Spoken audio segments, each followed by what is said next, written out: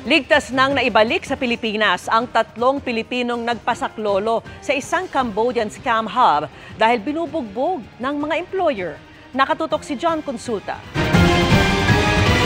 Hirapan na po kami sa araw-araw. Nang matanggap ang bidyong ipinadala sa GMA Integrated News ng mga Pilipinong nagpapasaklolo dahil binugbog umano sa isang scam hub sa Cambodia, agad nakipag-ugnayan ng NBI sa Interpol at sa Interagency Council Against Trafficking o IACAT. 4 na NBI agents ang nagtungo sa Cambodia at sumundo sa 3 Pilipino na nakatakas at nasa isang safe house.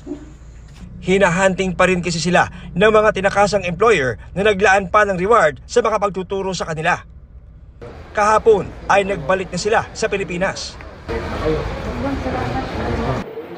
Ito na nga mga kapuso, nasa aking likuran, itong mga kababayan natin na in-assist ng National Bureau of Investigation para makalabas ng bansang Cambodia at makauwi na rito sa Pilipinas. Lumalabas sa issue na impormasyon na sila ay ipinuslit sa backdoor ng ating bansa.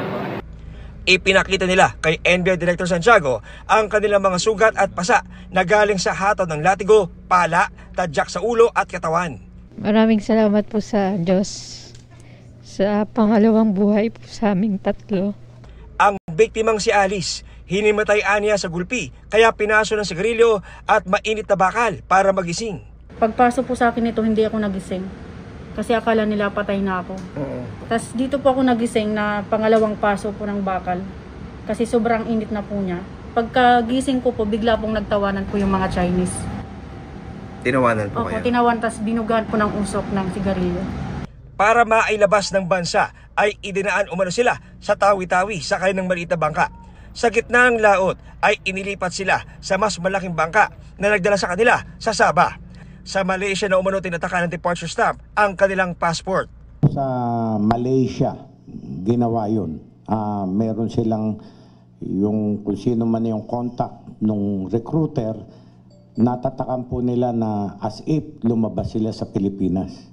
Sabi ng NBI, ni-recruit online ang 3 bilang customer service representative na may sahod na $1,000 kada buwan pero ginawang scammer. Huwag po kayong maakit sa offer na malaking sweldo. Sa kanila po $1,000 a month. So maniniwala lamang po kayo sa mga accredited recruitment agencies. Huwag po tayong magpaloko sa kanila. Mapapahamak lamang po kayo sa ibang bansa. Para sa GMA Integrated News, John Consulta, nakatutok 24 oras.